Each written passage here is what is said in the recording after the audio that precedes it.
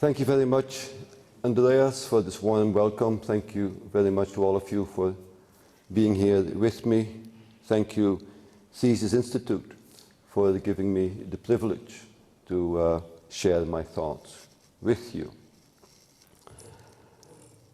The first thing I want to say is that I put a riddle down there, up there. You may see this AFGHDS, 2 free beers after the talk for someone who can figure out why it's there. The other thing you might be wondering, what the hell is this text doing there? And that is because you can't see the source. It's in red and it doesn't show very well. It's an excerpt from a novel. The title of the novel is Solar, written by Ian McEwan. For the Anglo-Saxons among you, you would know that Ian McEwan is among the most well-known living English novelists. As is often the case, poets, novelists, movie makers are much better than the best of academics to capture the situation that we are in. And I do think that this quote from the book does capture very well the situation we are in. It's a situation that is invariably described as catastrophic. At least the environmental condition that we are in. Not our everyday lives. Our everyday lives is quite uncatastrophic, looking at how we are sitting here, but the environmental condition of the world is catastrophic. It's hotly debated in the temples of academia, in the theatres of political encounter, on the streets by activists of a variety of stripes and colours. It is highly contested terrain, or so it seems, is it not? The environmental condition that we are in, which is slightly odd, because despite the fact that the environment is so heavily disputed, contested, apparently politicized, yet nothing happens. Nothing has really happened in terms of deflecting the catastrophic trajectory on which we sit. That's a bit odd, I think. It's also a bit odd in a different sort of context, which is that although it seems that the environment is an issue of public concern, at the same time so many people have given up on politics. When I talk to young people in the UK or in Belgium, France, the Netherlands, they overwhelmingly tell me there is no point voting. That has changed a little bit with my Greek friends since last week. There seems perhaps to be a point in voting, but in the UK, the US, elsewhere, there is an extraordinary passivity. There's no point voting. Doesn't matter. Whatever I think, want, desire, I have no voice in the political arena. And it's this sort of paradoxical situation that I want to talk about. Because it is a paradoxical situation. There are so many recognized contentious issues, apparently politicized, yet in a context which is, by many academics, scholars, and other observers, defined as a situation of political apathy, depoliticization, absence of real choice. Some have actually called it the end of a democracy. And I think all these things hang together. And this book actually captures that very well. That's why I would recommend it to all of you. It's a fantastic book. It's a book about a scientist, a Nobel Prize winning physicist in his 50s, living with his third wife, having become a bit cynical, but a really smart guy. And he has come up with the environmental scientist's wet dream. He has found a way of making energy, huge quantities of energy from the sun. That's the great solution. Have it both ways. Have as much energy as we want and not fuck up the planet. So he goes off onto this great business venture, and as an academic he's not a great businessman. Academics rarely are, so he has to hire this kind of shady sidekick who knows all the kind of shady deals that are required in order to put together the enormous capital required to build this solar factory in the desert of the US. And in this kind of very cynical way they go about doing this, and they succeed, except just a few months before the opening of the great energy plant that will save both capitalism and the earth. His sidekick, who's called Hammer, gets very concerned because a number of skeptical scientists keep on arguing that climate change is not happening. It ain't happening. And Hammer says, if the place is not hotting up, we're fucked. To which Beard, he is the Nobel Prize winning physicist, he says, Toby, that's the first name of Hammer, Toby, relax, you know, here's the good news.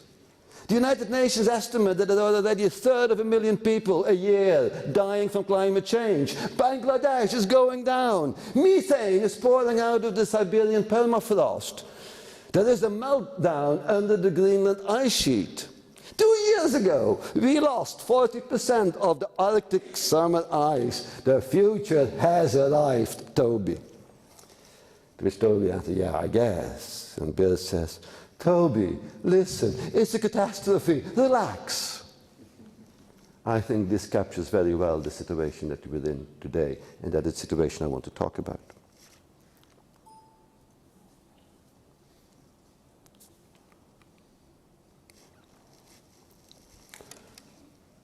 So I'm going to talk about the promises of the Anthropocene, the end of nature, climate change, and the process of post-politicization.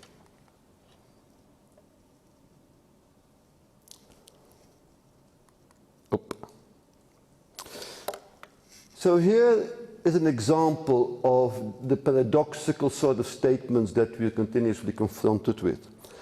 The first one is Prince Charles, notorious climate warrior and social revolutionary, who said in 2009, if we do nothing, the consequences for every person on this earth will be severe and unprecedented, with vast numbers of environmental refugees, social instability and decimated economies, far worse than anything we are seeing today. The catastrophe is coming. According to Charles, we now have 29 months left. Are you getting worried? The other statement is by Alain Badiou, French radical philosopher,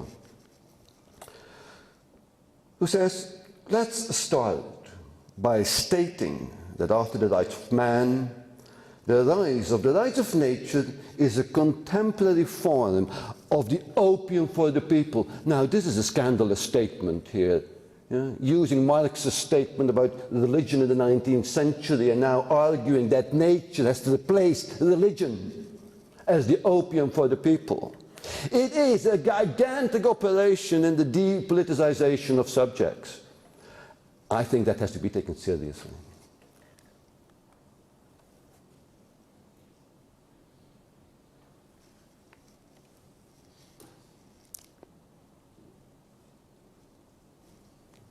Oops, I go backwards. I have to hold it this way, I guess. Do you press this button? Just this one? We're going. I think it's this one.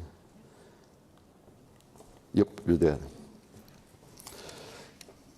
So there are 4 points I want to develop. First one is, what does it mean to enter the Anthropocene? Are we entering the Anthropocene? And if we are, what are its consequences and its meanings? Then I'll say something about how indeed the climate change has become constituted over the past 10 or 15 years as what Slavoj would call the objectia around which our environmental desires crystallize. So if we could just deal with the climate, things would be fine. So what is this that renders climate as the object cause of desire of those environmentalists who want to keep their souls white and the earth environmentally sustainable? I then want to consider the question of depoliticization. So we'll shift tack from considering the question of the environment to looking at the question of the political. That is the sort of dirty business that few of us dare to talk about in an academic and theoretically sound sort of way. But I think we should. And then I'm going to argue that climate change is the Trojan horse of depoliticization. To suggest indeed that climate change is the opium of the people today. And by doing so forecloses the political nature of the climate business. To then conclude with some of the implications.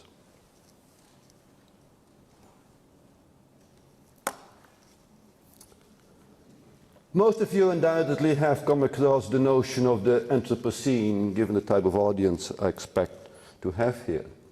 It was introduced in 2001 by Paul Crutzen, Nobel Prize winning physicist, chemist, as a kind of hypothesis. The question then is, can we accept the hypothesis? Is the Anthropocene a scientific, a valid notion that we can now use as the successor period of the Holocene, the period through which humanity evolved to what it was? Has that now come to a complete, final and terminal end? And should we now, from now on, or from the mythical moment in which the Anthropocene began, change our geological textbooks? Now, in order to assess that, that's not up to us, of course, to decide whether the Anthropocene is a scientific notion or not. We, of course, have to leave that to the appropriate specialist scientists. In this occasion, it is the International Union of Geophysicists, who, of course, as is proper for scientists, decided that it would set up a committee to decide whether the Anthropocene is a scientific concept or just a journalistic nonsense. And they decided that the Commission should report at the global conference of the IUGS in Brisbane in 2013. About a year and a half ago. And of course, as always happens when you put 15 scientists together, you have 35 different opinions, and they decided not to make a decision. And the decision has been postponed, so you and I have to eagerly and anxiously wait to know whether we are really living in the Anthropocene or not. But hopefully that will be resolved in 2016. What I'm interested in, what makes it so difficult? What makes it so difficult? And of course the implications for the natural scientists, the physical geographers, geologists, earth scientists among you are devastating. If we are indeed living in the Anthropocene, we cannot any longer say anything meaningful about the physical world without at the same time suggesting that this world is social, political, economic, and cultural too. That's going to be a bit of a shock to the system, to the physical scientists among you. Not for us, political ecologists. We've been doing that for 100 years, of course. But for natural scientists, they have always, and quite successfully, shied away from taking seriously the political and social embedding of the physical processes that they are nonetheless considering to be the heart of their subject. Because what the concept of the Anthropocene does is to affirm the political nature of nature.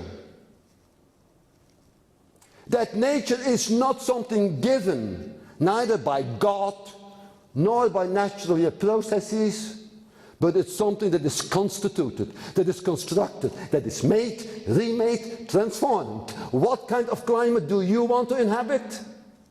That's, of course, the challenge. And we know that. We just do not want to acknowledge the implications of what it means that we actually construct our physical environment. And that is precisely what the notion of the Anthropocene does. So it literally announces the end of nature as we have understood it so far. That is, that there is something like nature out there which we humans have fucked up. It's out of sync, and therefore we have to rebalance this sort of autonomous structure of nature which, left to its own devices, is fine. That's gone, and we cannot go back there, luckily, I would say.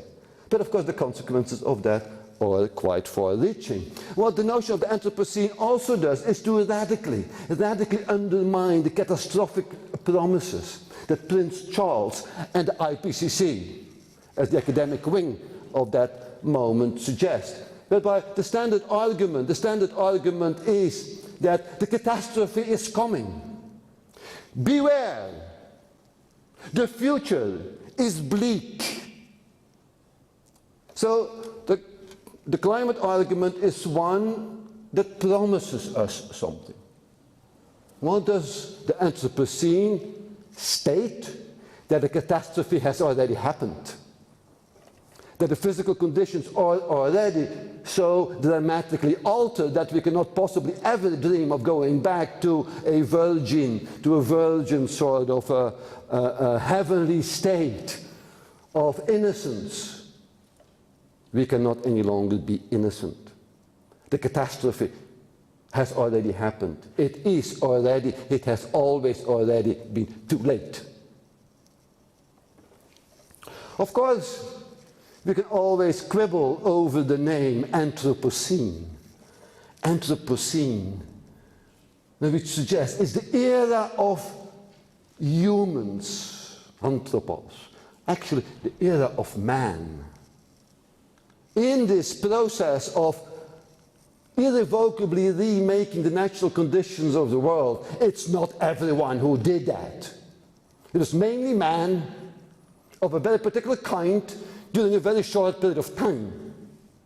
It's not the era of humanity. So that's why Jason Moore, for example, suggested to call it the Capitalocene, that the era of capitalism. It is, of course, that particular social configuration that began to engage with nature in ways that literally produced new forms of natures, like GM, plutonium. Go out and find some plutonium on Earth. You can't, it's made. It's an artifact. Or we can call it the Oliganthropocene, the era of a few men. For 70% of the world's population, they have absolutely no impact on that. And finally, it confirms the end of nature. And I think this has very powerful consequences. So the end of nature notion suggests, of course, that nature does not exist. And by that I mean that we cannot any longer invoke some sort of external authority to legitimize, defend, or in whose name we pretend to act. That is precisely also what the notion of ecology as the opium, as the new opium for the people does. Is that an externally constituted configuration we use to legitimize our acts. As Zizek puts it, replacing the declining religion, ecology, takes over the old religion's fundamental function of having an unquestionable authority that can impose limits. Or as the late Ulrich Beck put it, in the name of indisputable facts portraying a bleak future for humanity, green politics green politics has succeeded in depoliticizing. He makes it exactly the same case as Badiou and Zizek do.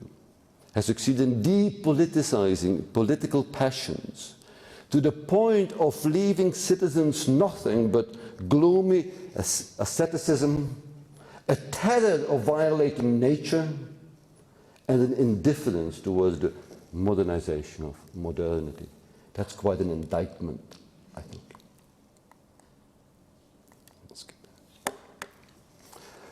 So let's, in this context, think about climate change and the performative functioning of consensualizing your climate change as this object cause of a desire. In the sense that it is the climate that suits the environmental predicament that we are in.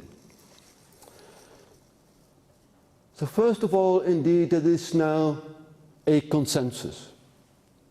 To such an extent that those few who dispute the climate change is happening are now relegated to the margins of academic, social, cultural, or political respectability. Yes, they exist. Yes, they're staged the whole time. They are marginalized. No one any longer takes them seriously. There is a consensus that the earth is hotting up.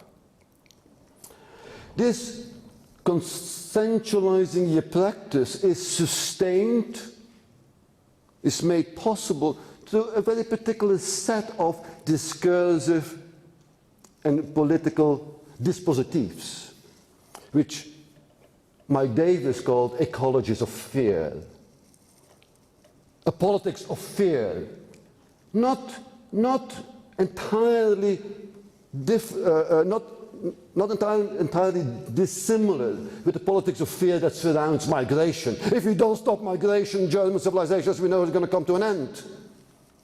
If we let Syriza come in, the financial system as we know it will come to a premature end.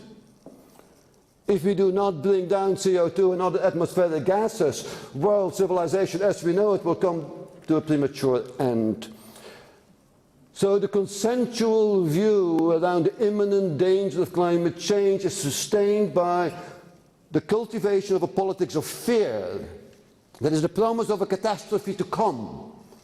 Classic example here, of course, Al Gore, An Inconvenient Truth. His documentary, for which he got the Nobel Prize, for the Nobel Peace Prize. The Nobel Peace Prize, together with IPCC, for a documentary that was actually mistitled, An Inconvenient Truth. Have you seen the documentary, read the book? It's of course a convenient truth that Al Gore and many of his likes keep on telling us. Is his message not that the future looks bleak, civilization as we know it is going to come to an end, but do not worry. We do have the technological, institutional and managerial dispositives that can avoid or postpone the catastrophe to happen. In order to achieve what? What does Al Gore want to achieve through the mobilization of these techno-managerial dispositives? The sustainability of the perverse socio-ecological uneven world that we're living in. Sustaining capitalism as we know it, with all its perverse socio-ecological inequalities. That is, of course, Al Gore's mission. Makes him one of the most reactionary and conservative politicians that I know, although dressing up his argument in a discourse of radical change. We need radical change, and we need it now. To do what? To make sure that nothing changes. That the socio-ecological order as we know it can continue for a while longer. That's what I mean by the post-politicizing or depoliticizing content of the environmental discourse of the climate change discourse. Because the solution to make sure that the catastrophe, which I will argue is already happening, I'll come back to that. It's already happening. It's not a promise for you and me. For 20% of the world population, they are living in the catastrophe. That's what Welcome to the Anthropocene tells you. They live in the catastrophe.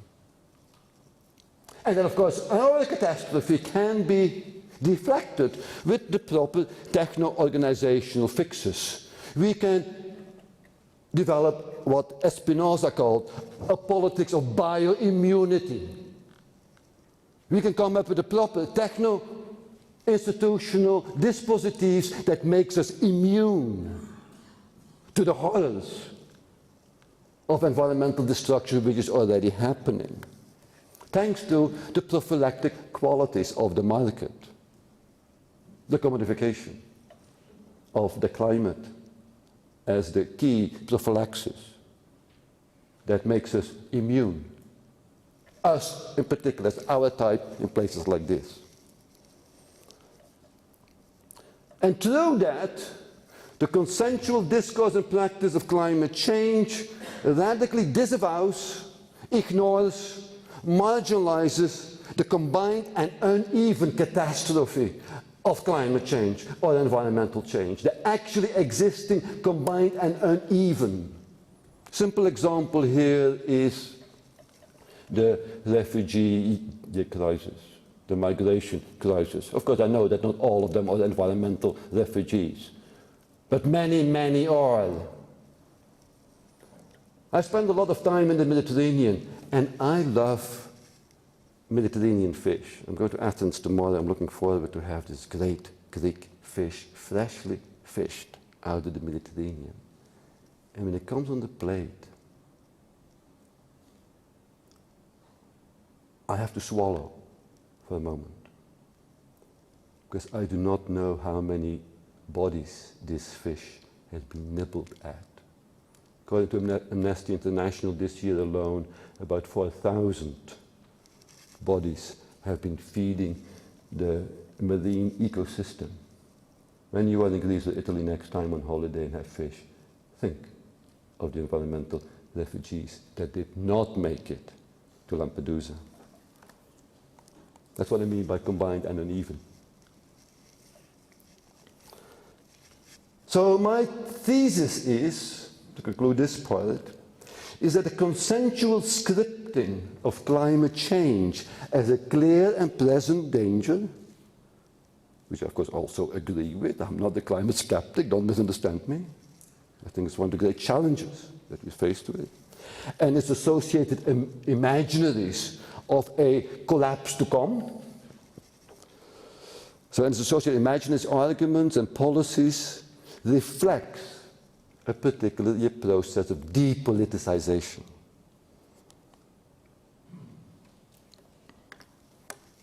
Oops. Now I've used this word depoliticization.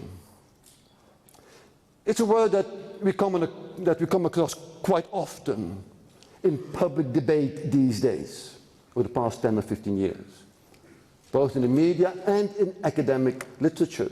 And each time I read this literature, I am intrigued by what is not being said, which is the other side.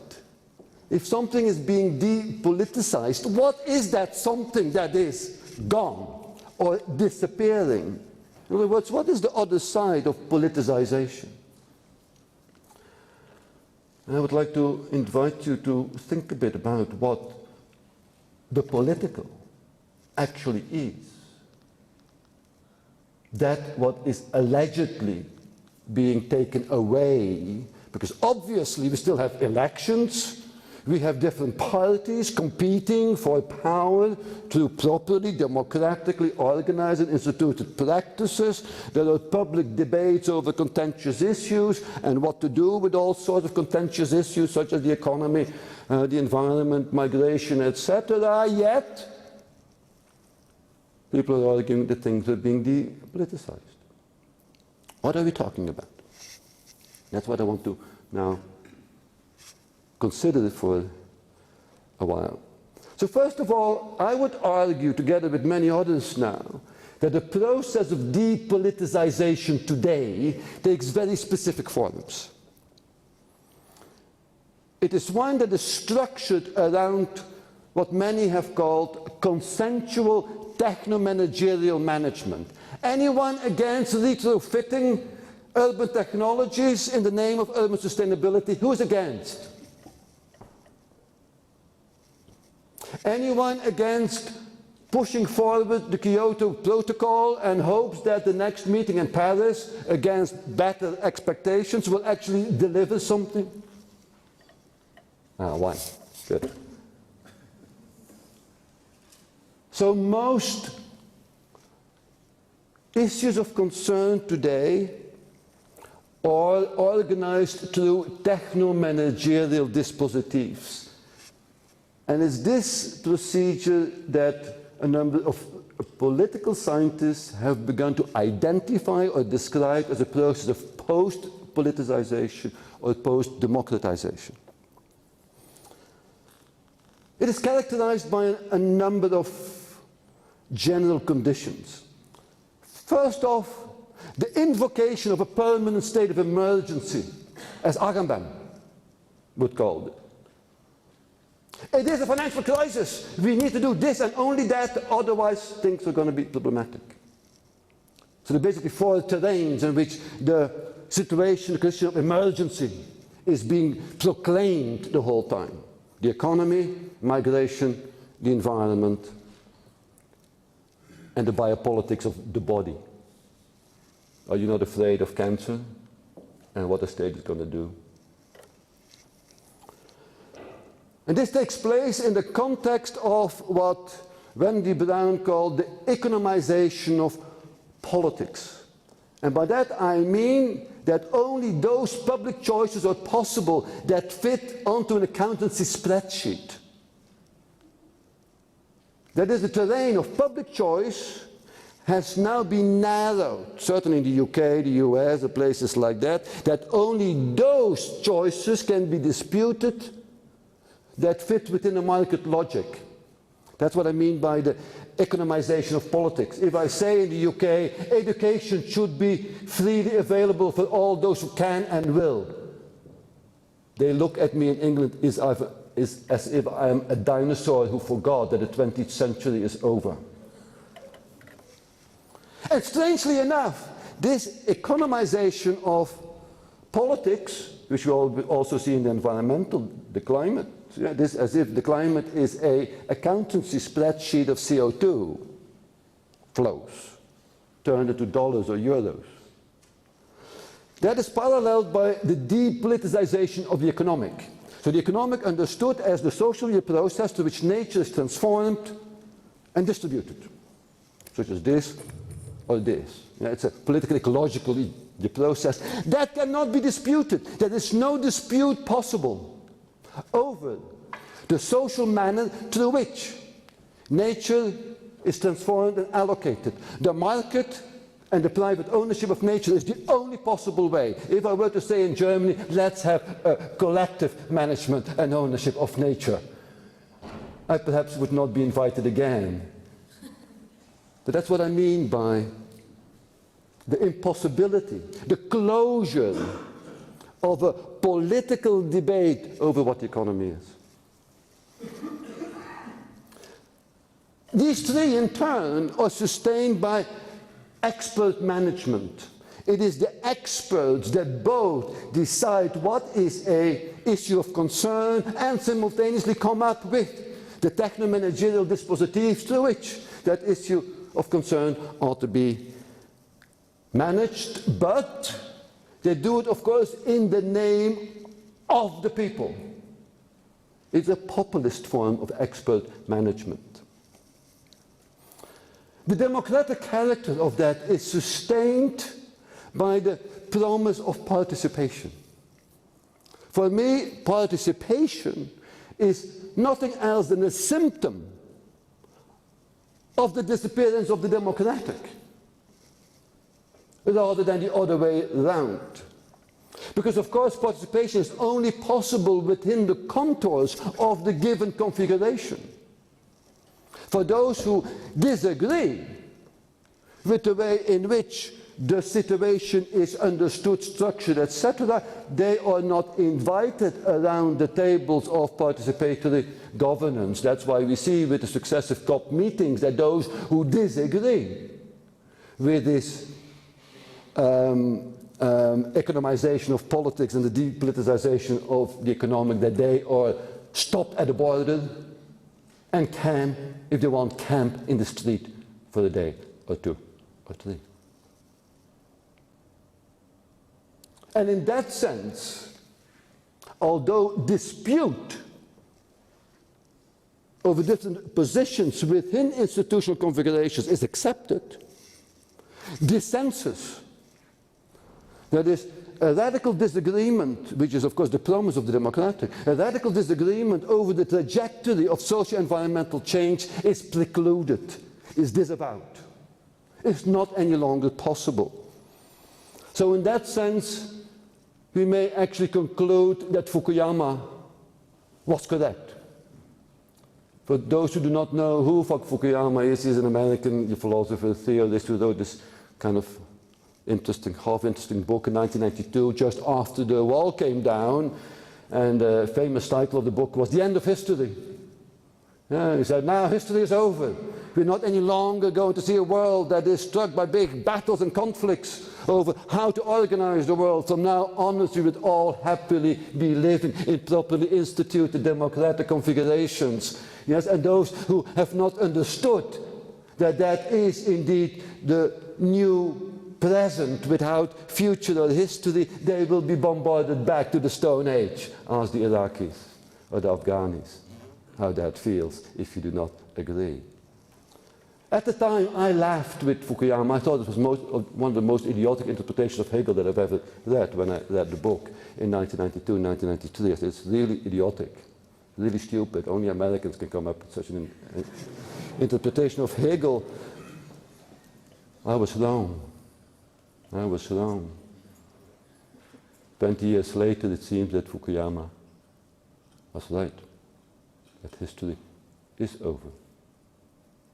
It seems that only ISIS and people like that have a different vision about this. So, what can we now say about the political? In the intellectual debate over the past 20 years, we've also become post-political. In the sense that we too have reduced the understanding of what the political is to the institutional forms of public management. Do not misunderstand me, that matters. The forms, the actors, the agents, the institutions, the kind of thing that my good friend Andreas works on, is absolutely vital. But that does not exhaust the political. So I'm very much intrigued by this post-foundational political thought, which basically says, if we look at what we in everyday language call politics, they're actually two different things. That on the one hand, what the French so nicely call la politique, or in German de-politique, which is the actors, agents and institutions of collective decision making, and we academics and scholars are very good at analyzing and understanding that. Want to understand the institutions of environmental governance? Sure, go ahead, do another PhD on that, yeah? We understand that, we know how to do this. But this is not the same as what in German language called das Politische, le politique in French, the political.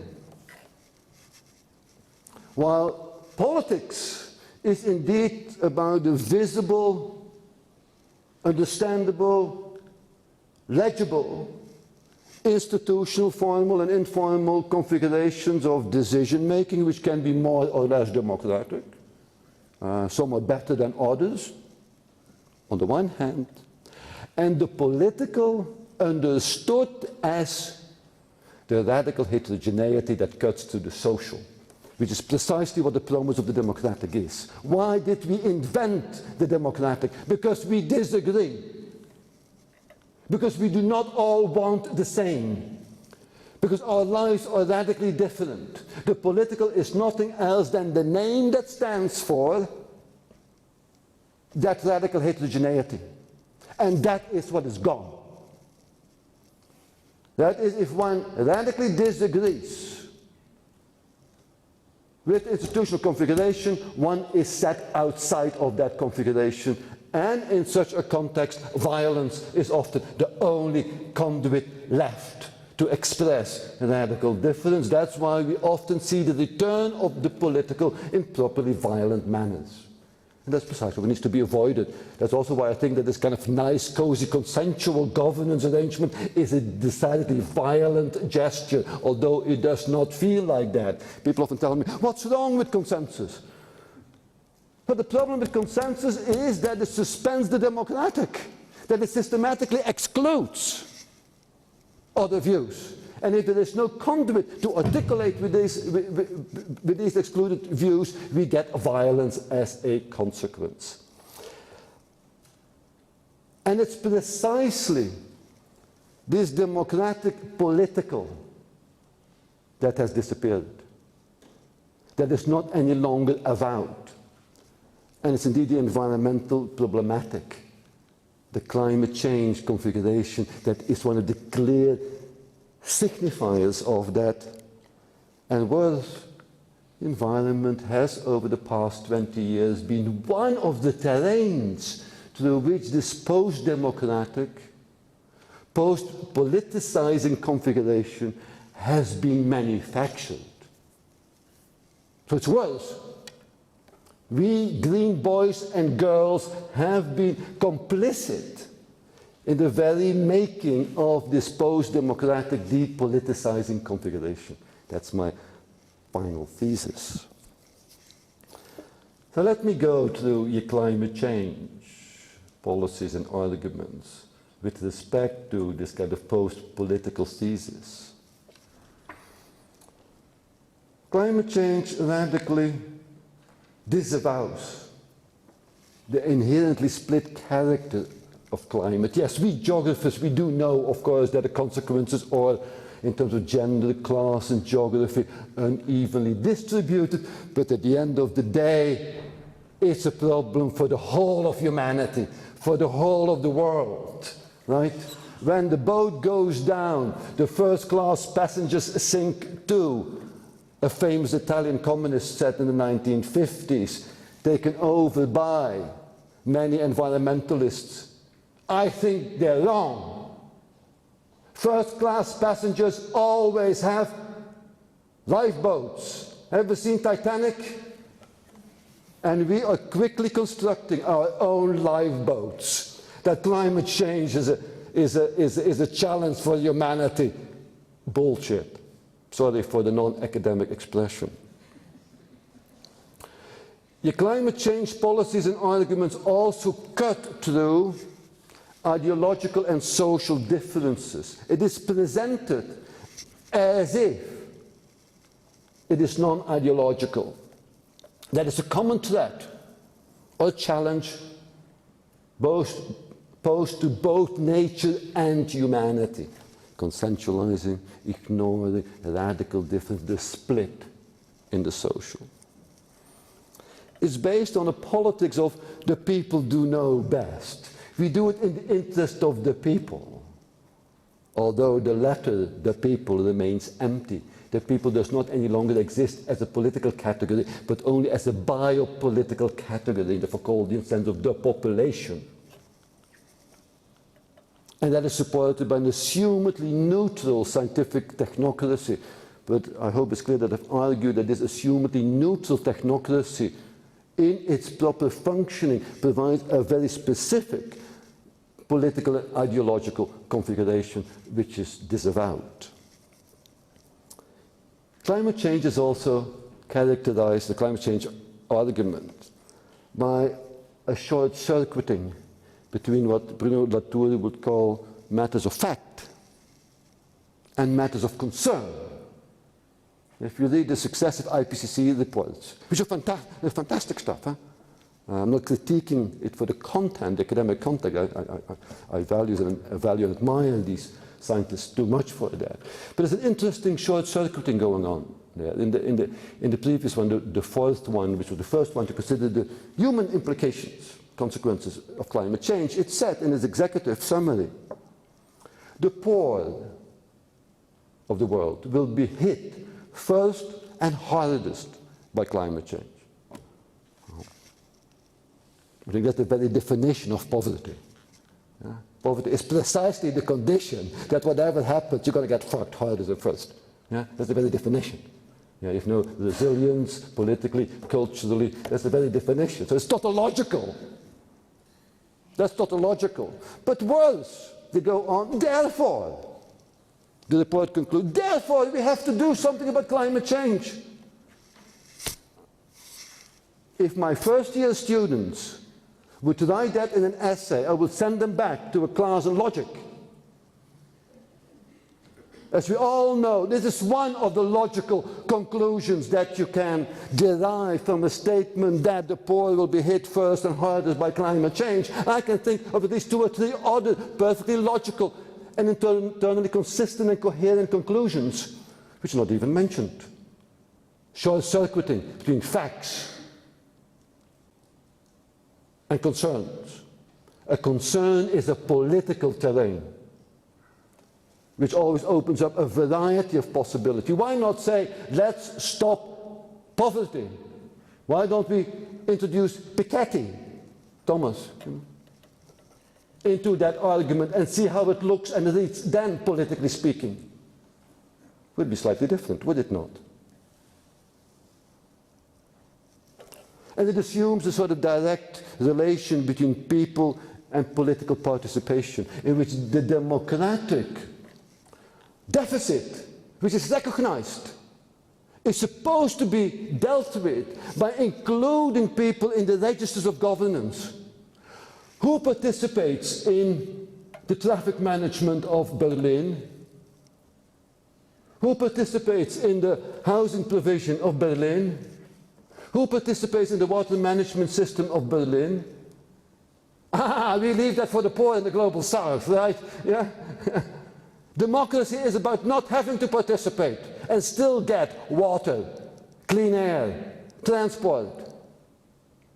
The invitation to participate is just a recognition of the failure of providing a democratic, just access to socio-environmental conditions. It's populist, in other words. This sort of post-political discourse is, as I said, sustained by continuously invoking apocalyptic futures. And the problem with that is not so much that few of us really believe that the Earth is going to come to a premature end in 40 years' time, in contrast to what Prince Charles says. No one believes it. If you were to really believe it, you would not be sitting here. You would do something. But what it does do, where the performativity of an apocalyptic future resides, is in the disavowal of the combined and uneven apocalypse of the present, of the socio-ecological and climatic nightmare, disintegration of socio-ecological livelihoods that is already happening here and now, and of which we are an integral part.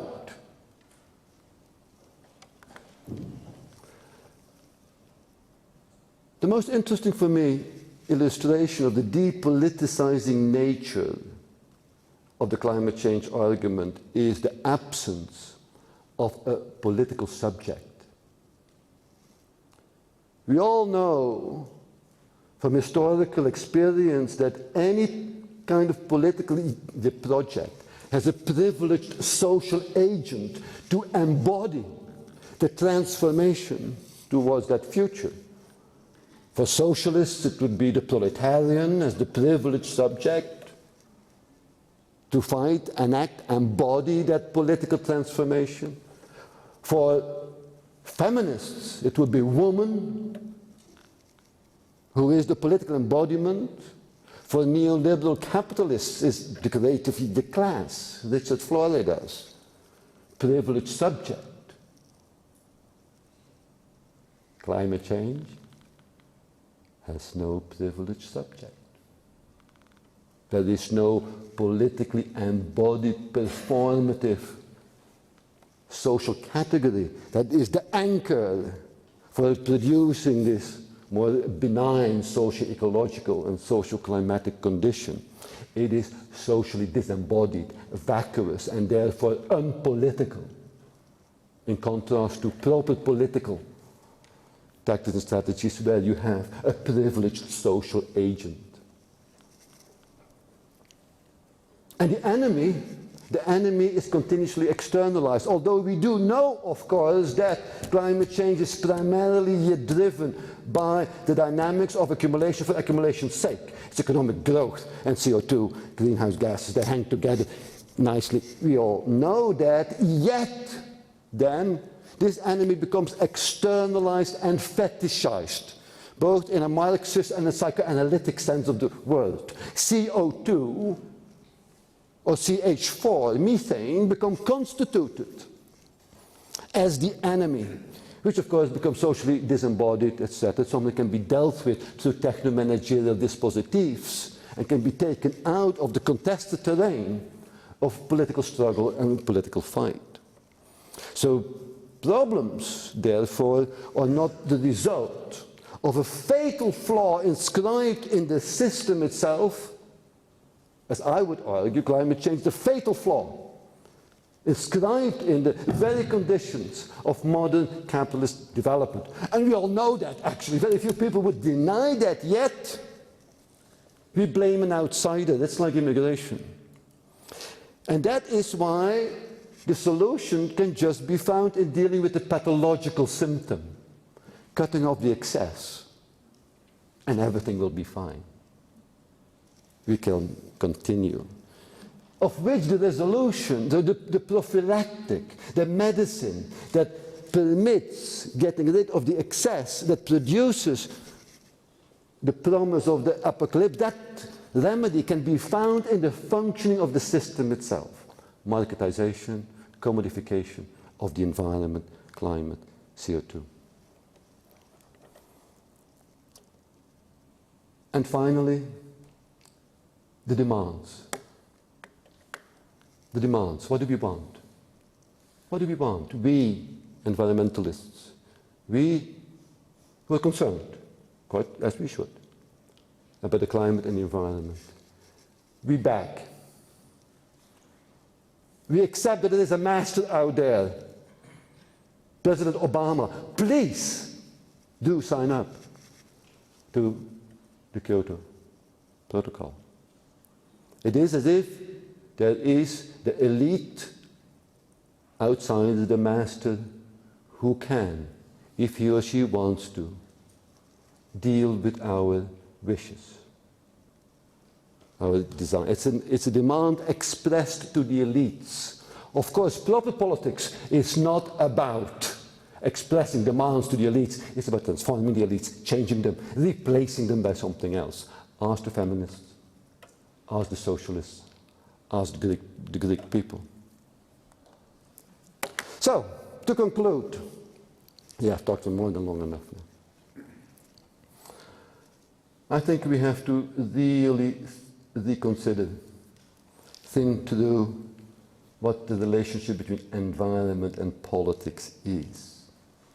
We have succeeded, and we should congratulate ourselves, I think, on the extraordinary success that we've had in environmentalizing politics. There can no longer be a politics that is oblivious to the environmental condition. But I don't think that has gone for that has been enough. We really have to think through about how to politicize the environment. That is, how the environment itself is the terrain of political dispute, disagreement and fight. It's not the promise of democratic politics that we can decide the very physical and social organization of a physical and social life world. That is what I mean by depoliticizing the environment. And just a few pointers of what that for me entails. Let's first of all to take the Anthropocenic promise seriously. And by the Anthropocenic promise is the full recognition that we co-produce the physical conditions of the earth. And that therefore this process of production is a political one. It's about choice. And it's about conflicts and struggles over the various possible choices. We cannot invoke nature to legitimize these choices. We can only invoke political choices. Words like freedom and solidarity, equality and democracy as the performative nouns through which we co-construct the physical conditions of our lives. Secondly, is to stop believing the discourse of the environmental elites, the discourse of the promise of catastrophe. I would insist it is not a promise, it is an actually existing catastrophe in the combined and uneven dynamics through which climate change and the making of a new climate is forged. Actually, I'm quite happy that it doesn't snow that much anymore in Manchester, where I live. And I'm looking forward to the moment I can have my own olive trees in Manchester. For me, it's fine. I am not going to suffer. Read my lips, and my children will not suffer either. We are bioimmune and have all the capacities to further produce that bioimmunity. It's not so for everyone. Thirdly, I think we should endorse, not forget about the real of nature, big capital R. Yeah? Not a sort of imagined benign nature or so. Yeah? Nature is all sorts of things. It's whimsical. It does funny things. It does sometimes nice things and sometimes awful things. We know nature can be absolutely lethal. We worked 200 years to tame and domesticate it. And we should continue doing that. While we should preserve other types of natures. My preferred example here is the HIV virus. It's very real. Or Ebola. It's very real stuff. Huh? Because it's ecology. What are we going to do with the HIV virus? Eradicate it from the surface of the earth? Destroy it? Or shall we cultivate it in the name of biodiversity? In the bodies of the sub-Saharan Africans, who are very, very good apparently at providing a good socio-ecological configuration to nurture the HIV virus. The point I want to make is we have to take the real of nature seriously, but we cannot invoke that nature to legitimize action on. That's a choice, a political choice. So we should delegitimize nature, or God, or philosophy for that matter, as the legitimizing ground for politics. And all that, I think, revolves around reclaiming the democratic political, which is not the same as democratic institutions. The democratic, the political, which is nothing else than the axiomatic presumption of equality of each and all. And it's one that radically endorses the contentious possibility of different socio-ecological assemblages, of different socio-ecological trajectories. And if we want indeed to stave off the catastrophe we are already actually in, we radically have to start imagining radically different socio-ecological, political trajectories. I'll leave it with that. Thank you very much.